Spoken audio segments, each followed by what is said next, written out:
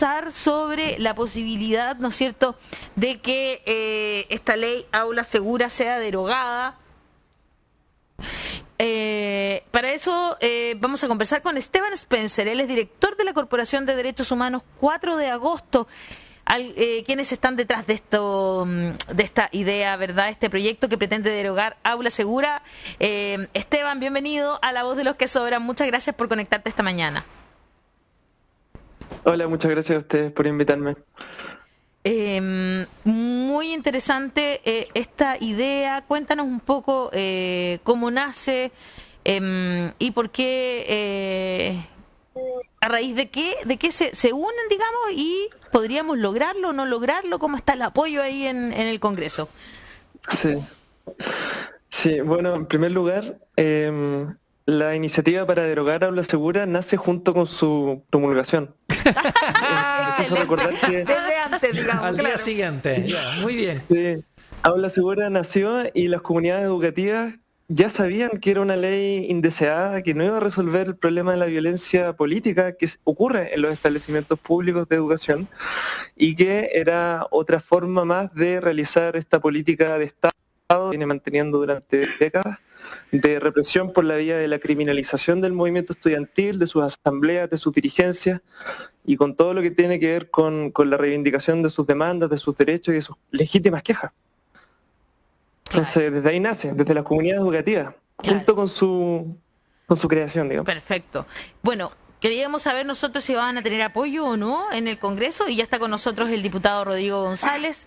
Bienvenido también esta mañana a La Voz de los que Sobran. Muchas gracias por conectarse, diputado. Hola, ¿cómo está? Bienvenido a La Voz de los que Sobran. Bien, pues. Bien, gusto saludarla y saludarla. Muchas gracias. Estábamos conversando recién con Esteban justamente sobre esta posibilidad de derogar la ley Aula Segura. Cuéntenos usted también, está detrás de esta iniciativa, cómo se ve el apoyo ahí en el Congreso y cómo vamos avanzando. Bueno, yo creo que es una ley que es indispensable derogar. Es una ley puramente disciplinaria, tiene muy poco que ver con lo lógico y con mejorar la calidad de verdad de educación. No ayuda o no ha ayudado a ninguno de los estamentos de los establecimientos, ha sancionado y castigado especialmente el movimiento estudiantil. Es una ley respetado los derechos humanos, o sea, tiene una cantidad de objeciones impresionantes, incluso los procedimientos, digamos, de respeto a las normas internacionales de derechos humanos no han sido dadas. Además, ha generado más conflictos que soluciones, ¿no? O sea, en realidad es una ley y por eso hay que derogarla, especialmente los artículos que se incorporaron nuevos durante la época de la ministra Cubillos. Creo que va a ser una difícil porque fue muy dura la discusión cuando la discutimos, ¿no? Y lamentablemente los diputados que estábamos, los diputados de la Comisión de Educación, no tuvimos la mayoría en la sala y fue una ley que se aprobó con un apoyo de un sector de la oposición que en realidad yo creo que no entendió o nosotros no fuimos capaces de darle a entender suficiente la implicancia de esta ley, el impacto negativo. Diputado, le estamos escuchando muy cortado, su conexión parece que tiene algunas fallas, entonces lo van a llamar por teléfono para poder escucharlo mejor. Si se puede quedar ahí esperando que lo llamen, por favor. Mientras, claro, seguimos con Esteban. Esteban, yo quería preguntarte por esto que pasó con los estudiantes del IMBA, que fue realmente cuando uno de los gatillantes de todo este conflicto junto con el Instituto Nacional. Exactamente, y se supo, ¿no es cierto?, que los estaban espiando, una cosa, pero ya son menores de edad, o sea... Claro. La verdad, una cosa muy muy impactante. ¿Cómo ha seguido eso? ¿Se sabe algo más? ¿Avanza en la justicia? ¿Qué va a pasar con ese tema, digamos?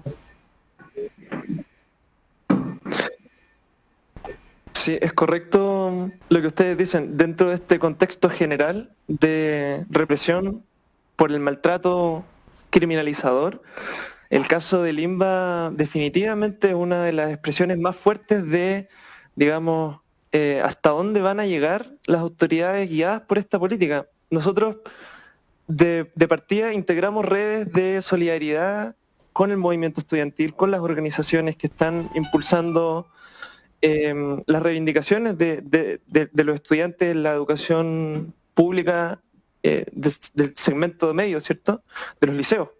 Y a partir de ahí, a partir de redes de coordinación como la red antirrepresiva de estudiantes, nosotros conocimos el caso de Limba, nos pusimos a estudiar la situación judicial, responsabilidad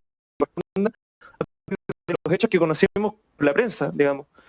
Sin embargo, nosotros ya teníamos la sospecha de que esta red ya funcionaba porque los procedimientos de detención arbitraria ocurridos en el Darío Salas, en el Instituto Nacional y en el INBA eran bastante similares y todos mostraban algún tipo de coordinación con las fuerzas policiales y la aplicación administrativa de aula segura.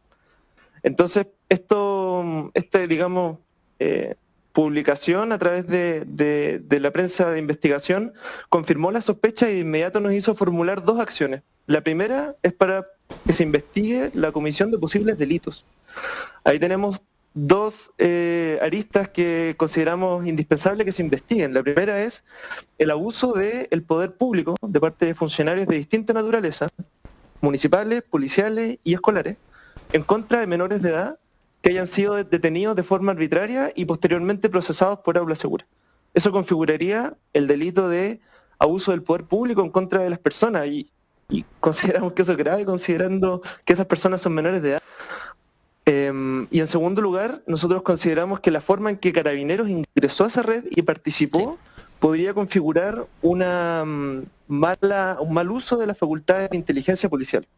Y ahí la situación es más grave y merece la atención del Ministerio Público y una investigación amplia, especialmente para confirmar las sospechas que tienen las comunidades educativas de que redes similares operaron en otros establecimientos educacionales de la comuna, como los que ya mencioné. También es preciso agregar el Liceo 1 dentro de esa lista de establecimientos especialmente agredidos por la criminalización. Solamente me gustaría agregar que acá hay otra lista, el problema de la información. La red tenía como contenido información personal y sensible de menores de edad. No solamente sus nombres, sus RUT, sus cursos, el hecho de haber rendido o estar preparando la prueba de selección universitaria, la situación de sus procedimientos disciplinarios dentro de la escuela, eran cosas que los funcionarios policiales preguntaban por esa red de WhatsApp. Entonces ahí hay un problema grave. WhatsApp es una red social. Nosotros sabemos que en la era de las comunicaciones, digamos, las redes sociales presentan enormes riesgos para menores de edad, especialmente cuando esa red social funciona en los teléfonos personales de los funcionarios que estaban involucrados. Entonces, a partir de ahí nosotros hemos presentado una solicitud, una acción de protección ante la Corte de Apelaciones de Santiago para que organismos públicos involucrados informen sobre por qué, digamos, los motivos de existencia de esta red, la forma en que operó y el contenido de lo que circuló. Eso nos parece igualmente grave, digamos, y por eso son dos acciones complementarias. ¿Pasan? Sí, yo quería tomar un paso hacia atrás y hacer una pequeña reflexión de lo verdaderamente extraordinario que es esta visión de las comunidades educativas de parte de funcionarios tanto de Carabineros como de las municipalidades. Esta idea de que los estudiantes efectivamente son subversivos, peligrosos, esa idea que hay que controlarlos a través de instrumentos de represión, ¿ya? Es todo lo contrario del concepto de docencia. Los espacios educativos son para que los estudiantes tengan situaciones de confianza, que aprendan lo que es vivir en comunidad, de aprender lo que es democracia, incluso porque el colegio, sobre todo el colegio municipal, es el contacto más profundo que tiene el Estado democrático con los ciudadanos y ciudadanas. Entonces es un espacio para ir profundizando los valores de la sociedad. Y en vez de eso, criminalizar a los estudiantes, generar ese tipo de tensión, habla de una visión de la sociedad que es una visión paranoica, eso del enemigo interno, de la necesidad de disciplinar a personas que son un peligro permanentemente. Es verdaderamente aberrante esa visión. Ahora, la pregunta específica que tengo es que, ¿cuál es la solución institucional a eso? Me cuesta entender cómo es posible que se deterioraron tanto las relaciones de convivencia dentro de esas instituciones. Si existen profesores, padres y madres y apoderados y estudiantes, ¿cómo es que se generó tanta tensión? Evidentemente el gobierno, los funcionarios de carabineros de los municipios están echándole leña al fuego. Pero hay un problema anterior a eso, es que ¿cómo es posible que terminamos con ese tipo de tensión? Es súper positivo que los estudiantes participen en cosas políticas. Que se organizan es una maravilla. Yo como profe universitario pienso siempre, y tengo harto, al final ser profesor universitario hoy día es como ser profe de quinto medio, digamos, igual tenemos harto contacto con los colegios, hay una realidad que lo más terrible de estudiantes es la apatía, es la falta de interés. Entonces, si se interesan por lo político, es maravilloso. Si están organizándose en colectividades para superar el individualismo, maravilloso. ¿Cómo es posible que tenemos una situación de paranoia frente a eso? ¿Y cómo podríamos, pregunto al diputado, sería una solución la desmunicipalización de esas instituciones? ¿O cómo podríamos tener una mejor institucionalidad para enfrentar eso?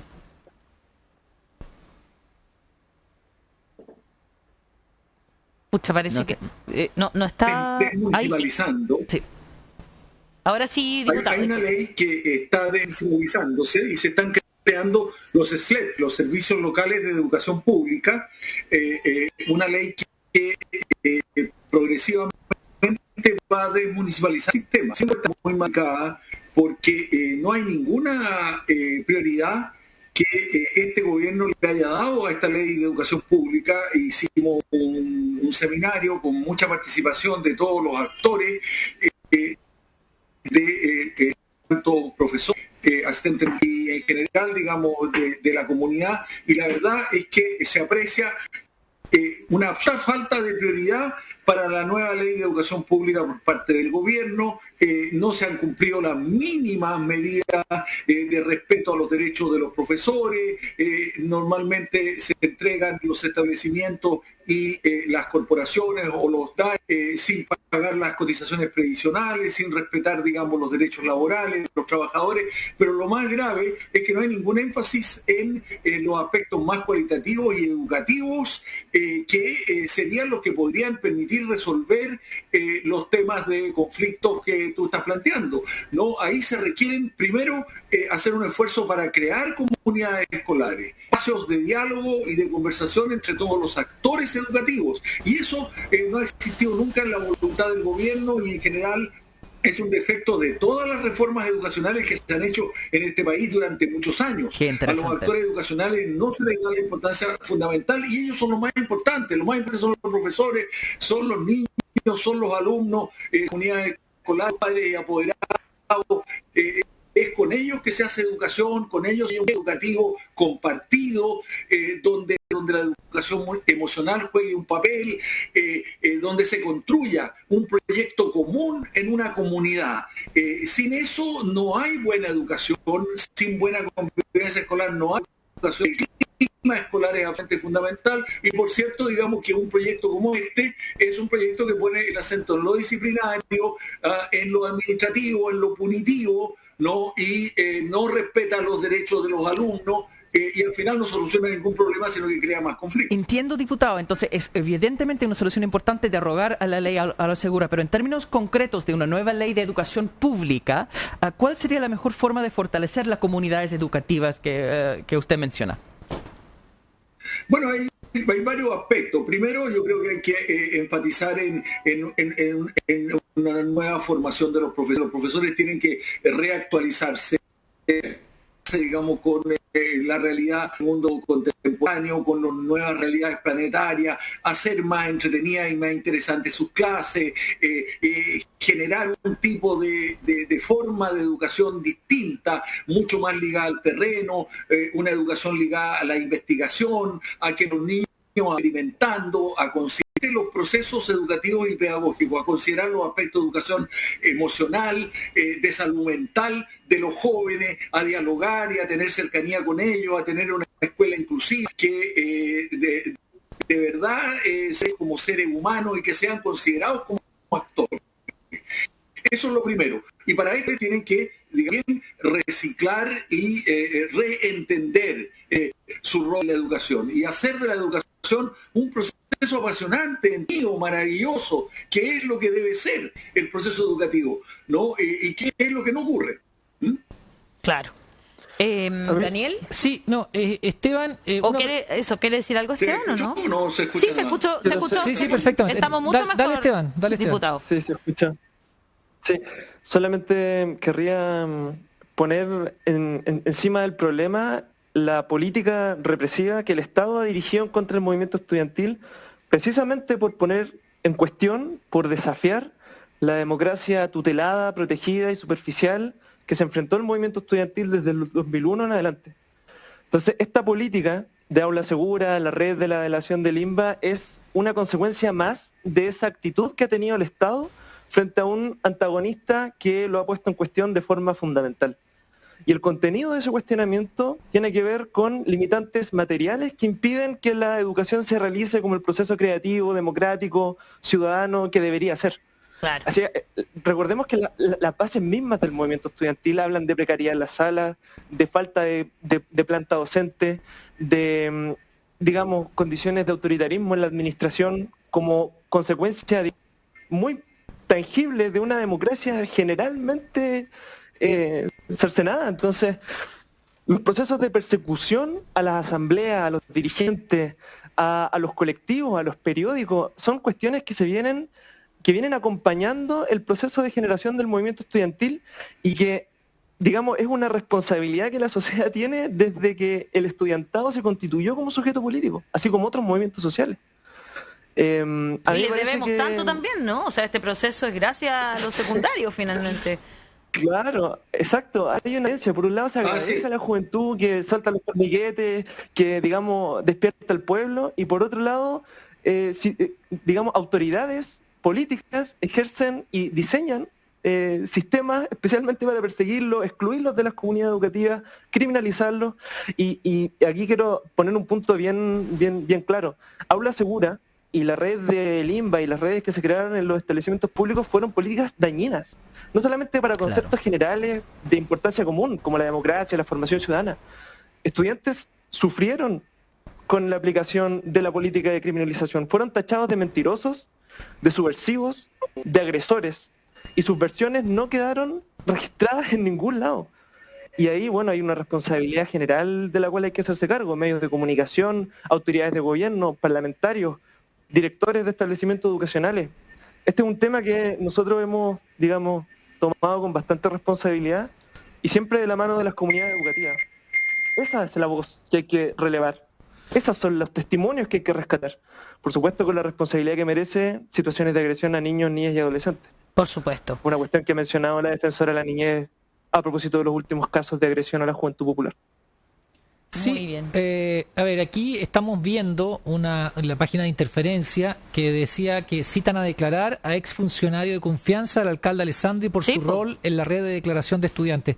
La verdad, quisiera saber qué saben ustedes, pero de la intervención del alcalde, porque Esteban, tú nos mencionaste, y don Rodrigo también, un poco lo que pasaba con Carabineros, con las autoridades de los establecimientos educacionales, ¿cierto? Pero ¿qué se ha dicho del alcalde? ¿Cuánto sabía? ¿Qué conocimiento tienen ustedes del alcalde Alessandri? Que él quiso también evadir el tema, pero gente muy cercana a él. Además, él era el primer, y hay cosa de ver sus declaraciones en esos años, el primer interesado en que los chiquillos fueran a estudiar y amenazó con cerrar el Instituto Nacional. O sea, él era un primer actor en esta represión. Entonces, ¿qué saben ustedes de cómo actuó en esta red de delación de estudiantes en que participaba Carabineros, director de establecimiento, que también es producto un poco del aula segura? Sí. Bueno, en primer lugar, nosotros conocemos lo que fue publicado por el periódico y por lo que el contacto con apoderados y estudiantes nos ha ofrecido. a partir de ahí, uno de los pantallazos, digamos, que fue publicado por este periódico muestra que la red fue creada a solicitud de, digamos, un mandante que no se menciona, pero que aparece mencionado como el alcalde. Eso está en la nota de prensa. Además, es ese mismo mandante el que pide que se apliquen todas las sanciones que correspondan. Lamentablemente. Se quedó pegado, parece, Esteban. Parece que se nos fue Esteban. Parece que los carabineros tienen intervenido así no solamente a los grupos de los estudiantes, sino a nuestras entrevistas. Es un tema bien controversial. Sí, Voy a otro tema. porque estos temas Sí, no cambiemos se de tocan, tema no para se que tocan. nos dejen en paz los carabineros. A ver si nos dejan en paz un ratito. Diputado, usted tiene... Eso, vamos con el diputado. Usted tiene una preeminencia, un protagonismo en una querella contra Piñera por el caso Enjoy y la triangulación de dinero.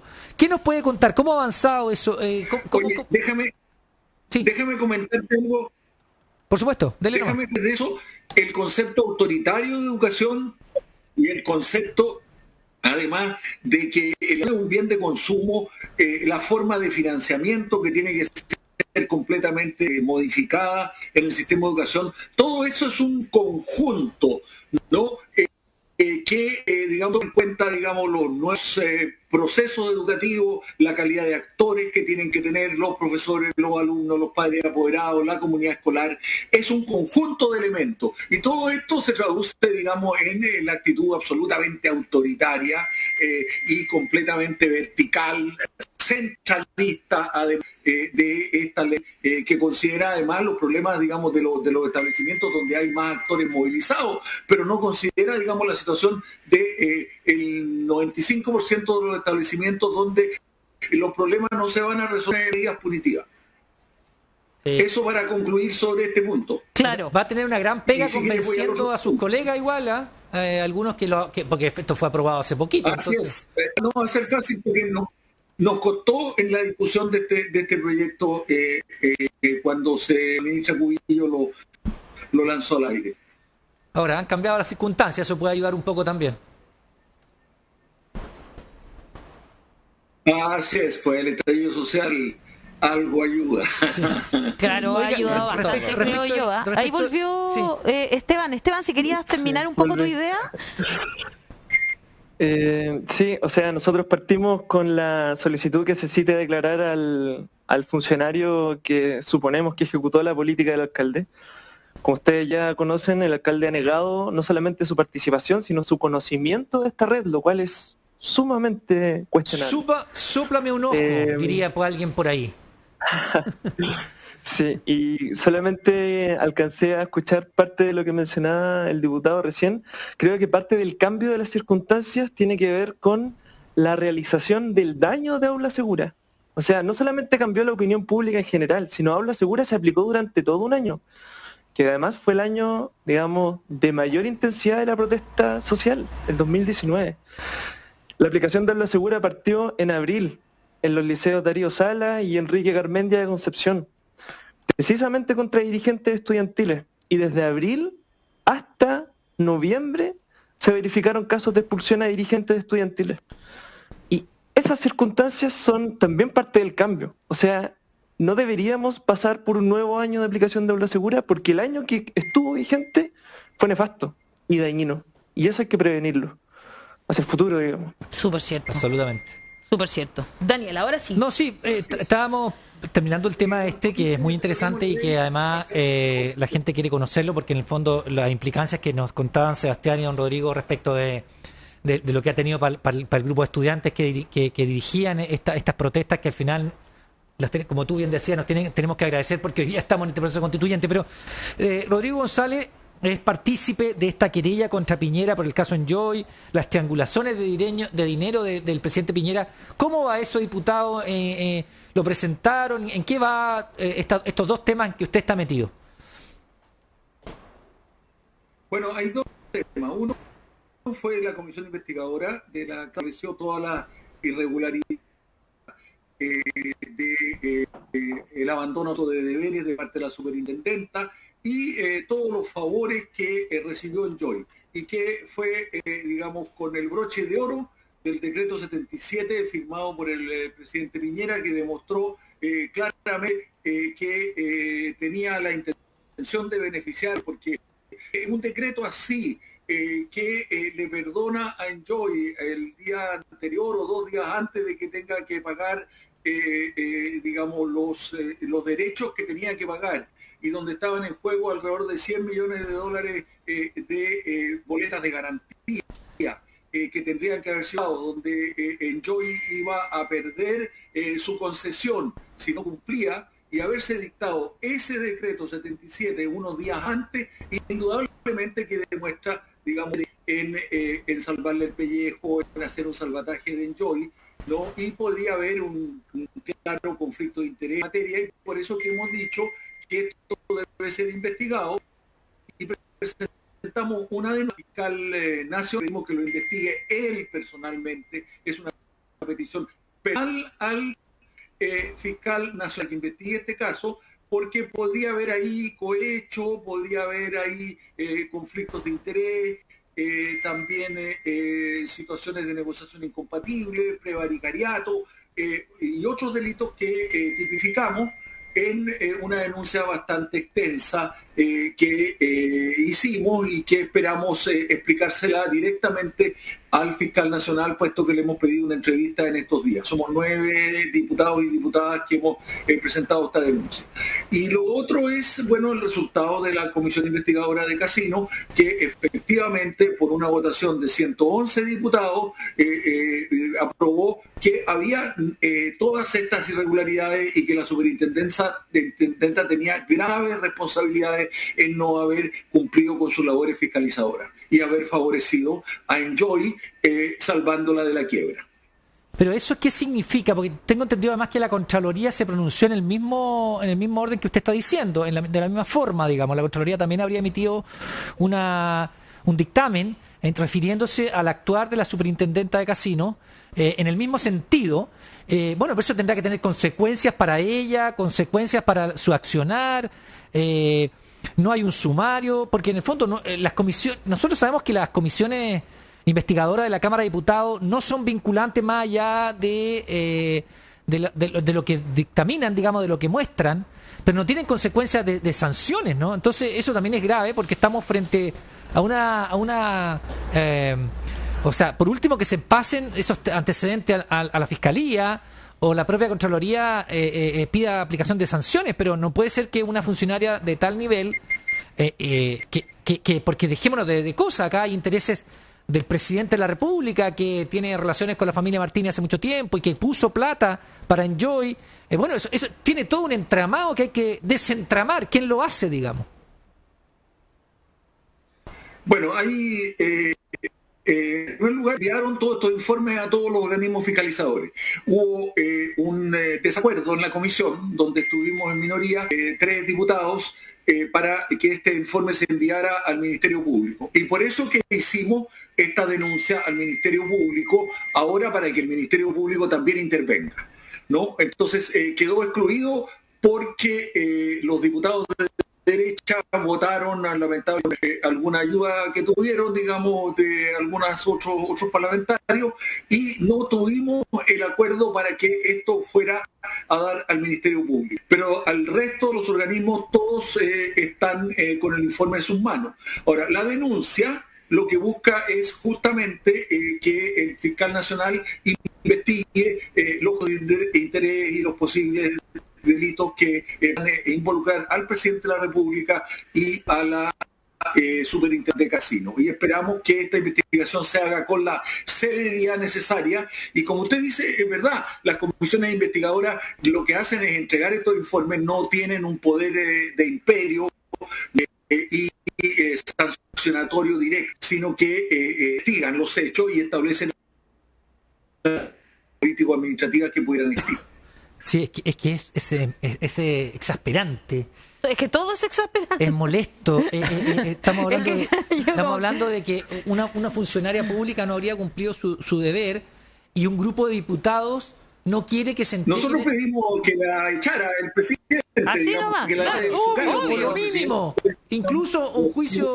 El presidente no ha tomado ninguna medida, y esa es una señal también que está dando el presidente en relación con esta situación. Que su platita, pues. Que para él va a ser muy ¿Ah? Así es. Sí, es Piñera nomás. Tal cual. Piñera actuando como Piñera. Piñera actuando como lo que es. Tal cual. Oye, Esteban, preguntan, perdonen mi ignorancia para algunas personas, ¿por qué la corporación se llama 4 de agosto? Sí, yo iba a preguntar lo mismo. Por el 4 de agosto del 2011. Ahí había un grupo de estudiantes de la Escuela de Derecho de la Universidad de Chile que ¿Ya? se agrupaban también en uno de estos colectivos que aparecieron al alero del movimiento estudiantil y que decidió poner sus herramientas profesionales al servicio de la movilización que nos vio nacer como estudiantes organizados. Así que qué de ahí bueno. se llama Corporación 4 de Agosto, es un nombre, digamos, simbólico, pero también bastante simple. Mira, muy Solamente bien. uno de los episodios más intensos de represión, la vía de la criminalización, el abuso policial, que el movimiento estudiantil guardó en sus páginas Esteban, ¿tú eres más abogado? importantes del mundo. Yo estoy esperando obtener el título Ah, ya. a partir de una tesis que hice sobre aula segura. Y que espero Ah, muy bien. Corcholis. Muy bien, Seremos muy colegas, bien. muy Qué, bien. qué bueno, me gusta eso, que se aprovechen esas instancias para... Ojalá que puedan derogar justamente Oye, esa ley, que lo logren. Un informe de la Universidad de Chile muy bueno, ¿ah? Muy bueno. Tú formaste parte seguramente de ese informe de un grupo de abogados de la Universidad de Chile, ¿no? ¿O lo hiciste tú mismo? O sea, yo diría que últimamente han habido dos grandes trabajos de la Facultad de Derecho de la Universidad de Chile. La primera es a propósito de la Defensoría Jurídica. Ese fue un esfuerzo gigantesco entre docentes y estudiantes que se hizo cargo de una problemática enorme de vulneración a los derechos humanos. Estaban a en todas las partir del 18 de octubre en comisarías, adelante. Yo participaban diría que en eso todas las... Sí, claro. es enorme y muy valorable Sí. y un antecedente importante para el resto de estudiantes universitarios que no saben mucho qué hacer con su voluntad de transformación. Bueno, hay una referencia histórica ineludible. Y hay otro trabajo mucho más humilde que es un trabajo que hice con mi compañero Felipe Díaz, que también forma parte de la Corporación 4 de Agosto, donde analizamos la aplicación judicial de aula segura durante el 2019. Ahí fueron 13 casos de judicialización, 9 de los cuales involucraban dirigentes estudiantiles y en donde la mayoría de los tribunales no consideró ninguno de los derechos de protección específicos de los niños, niñas y adolescentes Qué increíble. y validó las expulsiones carentes por completo de Increíble. fundamento, dejando de lado testimonios de los mismos estudiantes acusados, sus compañeros y compañeras que desmentían los hechos de las direcciones escolares y bueno, afortunadamente en 2 de esos 13 casos pudimos revertir las sanciones, uno el caso del estudiante del Instituto Nacional y otro del INBA, que afortunadamente logramos no solamente declarar por la vía judicial que no habían cometido los delitos que se les acusaban, estamos hablando de delitos de alta intensidad, lanzamiento de artefactos explosivos, agresión a funcionarios policiales y todo eso sin ninguna prueba que fundamentara la expulsión. Entonces afortunadamente logramos revertir esa calificación delictual y logramos reincorporar a los estudiantes a sus comunidades educativas, que era precisamente el objetivo buscado por el procedimiento sancionatorio que hoy día buscamos derogar de aula segura. Muy bien. Muy bien, con eso entonces hemos conversado hoy día de la derogación de aula segura. Me parece fundamental para que podamos vivir en democracia, que se derogue esa ley, la verdad, y se agradece al diputado Rodrigo González que esté también apoyando esa idea, esa situación, ¿verdad? Muchas gracias por estar esta mañana y también ojalá que resulte lo de la querella, porque por favor, que de verdad ya necesitamos que haya un poco menos de impunidad. Exacto, un poco menos de Muchas impunidad gracias. en este país. Muchas Un gracias. abrazo a ambos, Rodrigo, Esteban. ¿Sí? Eso es lo que estamos buscando. Muchas gracias por la invitación. Un saludo a Daniel, que no lo veía hace mucho tiempo. ¿Cierto? Que esté bien. Muy bien, No. Esteban, ¿qué cosa Yo- decías?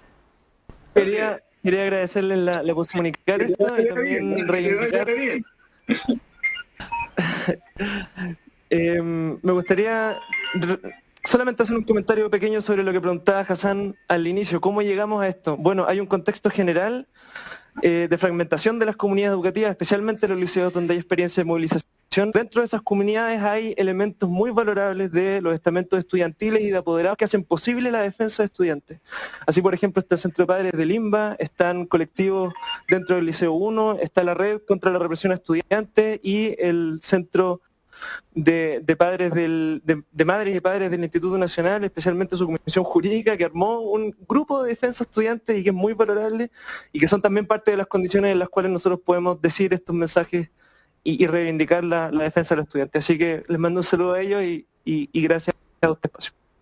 De nada, un abrazo entonces. Muchas gracias por estar esta mañana en La Voz de los que Sobran a ambos.